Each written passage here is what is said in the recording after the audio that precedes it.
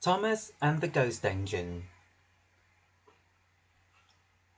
It was Halloween on the island of Sodor. The Fat Controller was going to have fireworks, and all the engines were very excited. Edward was telling the engines spooky stories while they waited for the fireworks to start. They say that on Halloween, a ghost engine returns to the smelter's yard looking for its lost whistle, said Edward. Spooky, said the other engines. Just then, the Fat Controller came into the shed. Thomas, Percy and Doc, I have a special job for you, said the Fat Controller. I want you to collect some scrap from the smelter's yard tonight. On Halloween? Asked Percy, feeling scared. Don't worry, Percy, smiled the Fat Controller. You won't miss the fireworks. Percy isn't worried about missing the fireworks, teased Thomas. He's a scaredy engine.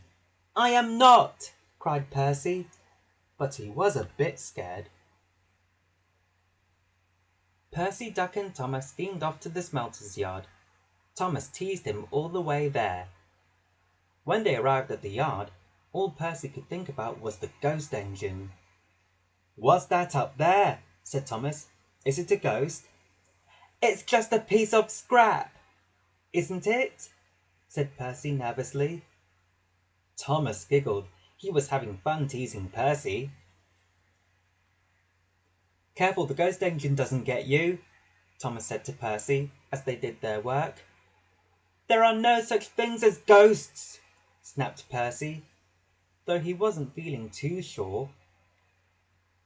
Duck felt sorry for Percy.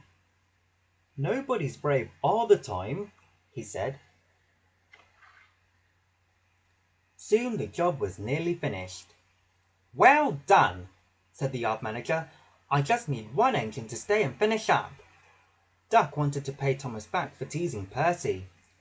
I'm sure Thomas wouldn't mind staying, said Duck. Of course not, puffed Thomas proudly. I'm not a scaredy engine. So Duck and Percy left Thomas all alone. As soon as Thomas was by himself, he started to feel scared. The smelter's yard was very spooky. There are no such things as ghosts, he said to himself, but he couldn't stop looking out for them. Thomas was so busy searching for ghosts, he didn't look where he was going. He ran into something that brushed against his face. Ghost fingers! Cried Thomas. Thomas was too scared to see that the ghost fingers were just some old chains. Help! Something's got me! Shouted Thomas. It's the ghost engine! And he raced away as fast as his wheels would carry him. Thomas steamed along the track.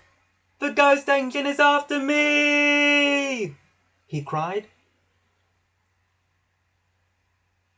Back at the sheds, the other engines were waiting for the fireworks to start. It was naughty of Thomas to tease you, Percy, said Duck. He was only playing, said Percy kindly. I hope he hurries up. I don't want him to be late for the fireworks. Just then, Thomas rushed past them at top speed. The ghost engine is after me! Wailed Thomas. Duck laughed and laughed. Thomas isn't as brave as he makes out, chuckled Duck. The fireworks were about to start, but Thomas still had not arrived. Where's Thomas? Percy asked. He'll miss all the fun. It would serve him right after all his teasing, said Duck. But Percy was worried. He went to look for his friend. Thomas was all alone in the shed. Are you all right, Thomas? Asked Percy. Yes, and I'm sorry I teased you, said Thomas. He felt guilty.